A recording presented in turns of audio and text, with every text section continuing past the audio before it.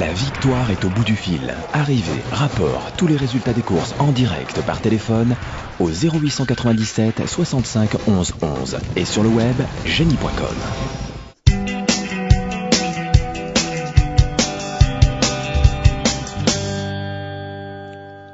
De retour sur le plateau de Génie TV et c'est Johan qui va aborder la candidature du numéro 9, c'est Crystal Blue qui a des bonnes références en terrain lourd et collant. Oui, Crystal Blue qui n'a pas démérité dans un réclamé à Auteuil en s'imposant et par contre la dernière fois dans un lot similaire c'était pas évident, donc je pense qu'il n'a pas forcément le niveau d'une telle épreuve, tout simplement il s'attaque à forte partie, j'ai choisi de ne pas le retenir.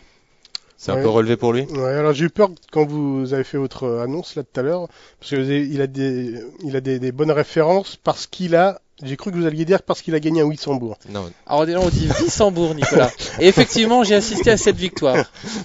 Donc c'est vrai qu'il a gagné de 15 longueurs à Wissembourg. Donc ça devait être impressionnant. Mais enfin Wissembourg c'est loin d'être Auteuil. Le lot était faible. Je vous avouerai que j'ai jamais mis les pieds à Wissembourg. Mais par contre, je connais. Dire, c'est loin d'Auteuil.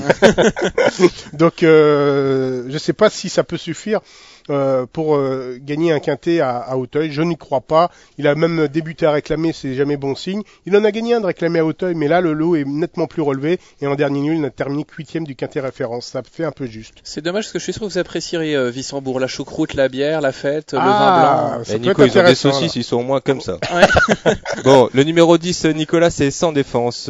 C'était excellent fin septembre. Il n'a pas démérité dans l'épreuve référence. On le retient ici ? Je vais le retenir parce que c'est l'entraînement de Jean-Bertrand de Malanda. Donc c'est pareil. Et en dernier lieu, dans le quintet référence, il n'a pas démérité. Il s'est montré un peu trop brillant. Donc il est un peu faibli pour finir. Il est 7e malgré tout. Il est rallongé en distance. Mais si il canalise mieux ses efforts, s'il ne tire pas, s'il n'en fait pas trop justement, je pense qu'il peut, pourquoi pas, jouer un rôle. Il a l'air d'être assez doué. Donc c'est un jour ou l'autre une surprise possible dans le genre d'épreuve. Je l'ai mis, mais bien sûr ce sera pas ma base, mais c'est un coup de poker. Johan. Oui, je l'ai retenu aussi. Ce sans défense a découvert les obstacles cette année. Il n'a pas été ridicule derrière Petit Tracy en terrain collant. Il devançait ce jour-là In the Jungle. Ensuite, il est 7e du quintet de référence tout en figurant bien. Il n'était pas ridicule. Donc je l'ai retenu. Il peut compléter la bonne combinaison du quintet. Le numéro 11, Johan, c'est Aflatoon en dehors d'une contre-performance fin juin. Il n'y a pas grand-chose à lui reprocher. C'est une base ici ? Oui, moi j'aimerais bien avoir un cheval comme lui. Il fait toutes ses courses, il est toujours à l'arrivée. C'est le deuxième représentant de Jean-Bertrand de Balanda et c'est une bien meilleure chance que sans défense. C'est une base. Nicolas. Bien sûr que c'est une base, c'est un cheval hyper régulier. La dernière fois, c'était encore bien dans la course référence. Il faut pas être, comment dire, un génie pour savoir qu'il a une chance dans une course comme ça. C'est la première chance. Il mériterait même. Il mérite de remporter son quintet. Il mérite de gagner. J'espère qu'il va gagner.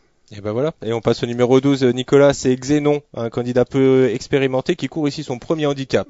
Je sais pas ce qu'il vaut, il a encore pas montré grand chose, donc je l'ai écarté. Je sais pas s'il va se révéler, mais je le vois pas. Johan, vous pouvez nous éclairer sur Xénon ? Pas beaucoup plus. Xénon, elle va de celle-là. Pas beaucoup plus, figurez-vous, il n'a couru qu'à 3 reprises. C'est son premier handicap, on l'a dit, il risque de manquer un peu de métier. Ça va pas être évident. Alors on passe au numéro 13, Johan, c'est Garundi. Ses 2 dernières sorties ont été très correctes. Il a le profil d'un gagneur de handicap, lui. Oui, mais alors attention, car la distance, il a échoué pour une tentative sur aussi long, et il a échoué également en terrain collant.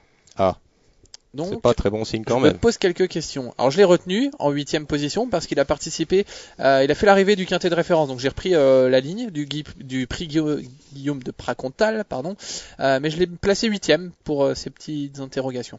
Nicolas, qu'en avez-vous fait de ce Garundi ? Je l'ai retenu quand même, on est obligé, il est 3e de la course référence. Protégé de Marcel Roland. On pourrait même dire dans les bémols que ça va être sa seconde course après une bonne rentrée. Oui, moi je crois pas. En obstacle, ça marche un peu moins qu'en plat, mais à la limite, ça pourrait être un argument pour ceux qui iraient contre. Mais comme je l'ai dit, 3e de la course référence, c'est quand même une possibilité dans le quintet. Donc on garde. Le numéro 14, Nicolas, c'est la seule femelle à se présenter au départ de ce quintet. Elle s'appelle Primrose et dépend d'une écurie habile. Ça peut suffire ici? Oh bah, ça peut suffire. Elle a, pour ses débuts, battu Orani Jolie qui a remporté un quintet fort brillamment avec l'aide de notre ami Pieux. Donc en dernier lieu, elle a été malheureuse. Elle aurait même pu peut-être ambitionner la victoire avec un peu plus de chance dans la phase finale. Bon, elle est toute neuve, bien placée au poids. À mon avis, le handicapeur ne l'a pas massacré, entre guillemets, et lui a laissé sa chance. Donc, malgré son manque de métier, je crois que c'est un outsider très valable. Johan, en dehors de la ligne de la course référence, vous retenez ça ou pas? Bah oui, hein, c'est Primrose, c'était pas mal. La ligne avec Orani Jolie me plaît bien. La petite question, est-ce qu'elle va tenir la distance? On le saura après la course. Merci Johan. L'ultime candidat à se présenter de ce quintet, c'est le numéro 15, Desert Place, et c'était excellent le 14 septembre. Il n'a pas confirmé ensuite. On peut le racheter ici, Johan? Oui, volontiers. Je rachète sans problème ce Desert Place. Il a rivalisé avec Farley Carcer, à qui j'accorde une première chance. Il est correctement placé au poids. Il devrait même d'ailleurs terminer dans la bonne combinaison. Je suis assez confiant. Alors qu'on aperçoit la merveilleuse chute d'Hubert De Bruyne derrière. Oui, mais je ne suis pas du tout d'accord avec Johan en ce qui concerne le 15 Desert Place, car il a oublié quelque chose. Je ne sais pas s'il le sait d'ailleurs, il n'a peut-être pas l'info, mais en dernier lieu déjà son entraîneur avait déclaré qu'il avait beaucoup couru durant l'été, qu'il était déjà un petit peu défraîchi et un petit peu fatigué. Donc on s'attendait déjà la dernière fois à une place au-delà de la 5e, car le cheval n'était vraiment pas en grande forme à cause de ses joutes de l'été. Donc là, je sais pas s'ils l'ont arrêté dans le travail ou quoi, mais bon, si déjà la dernière fois il pensait que le cheval était fatigué, je vois pas comment il peut progresser par rapport à la dernière fois. Enfin, il a battu à Flatoun quand même l'avant-dernière fois. Oui, effectivement, d'accord. Il l'a battu, mais son entraîneur a déclaré qu'il était fatigué. Oui, on est d'accord. Bon alors. Il a peut-être quand même dormi depuis, non? Peut-être qu'il a repris de la fraîcheur, je sais pas ce qu'ils ont fait à l'entraînement. Enfin, on verra bien. On le saura aussi après la course, quoi. Bon. Moi, en tous les cas, la dernière fois, je l'avais pas joué, je peux vous le dire. Bon, Nicolas, on va vous demander une petite base pour ce quintet. Alors, ma base, elle est où? C'est le 11 à Flatoun, j'en ai parlé tout à l'heure. Johan, base? Prends pas trop de risques, mais bon, il a raison, c'est une base solide à Flatoun. Ma base, c'est le 2 Farley Carcer. Je pense qu'il va gagner un quintet tôt ou tard. Et un outsider. J'espère. Oui, ce serait mieux. Un outsider. Un outsider, ça sera Desert Place en espérant qu'il ait fait quelques petites siestes avant ce quintet. Nicolas, outsider. Vous n'avez pas un joker? Parce que je vous sais pas si... votre c'est pour lui donner une chance d'avoir un outsider qui fait l'arrivée, quoi. Oh, je le vois pas. Enfin bon, je peux me tromper. Hein. Oui, chacun son avis. Voilà, chacun son avis, exactement. Alors, moi, ce sera le 14 Primrose comme ma chemise. Et voilà. Et la seule femelle. Vous voyez comment il fait ses pronos, vraiment.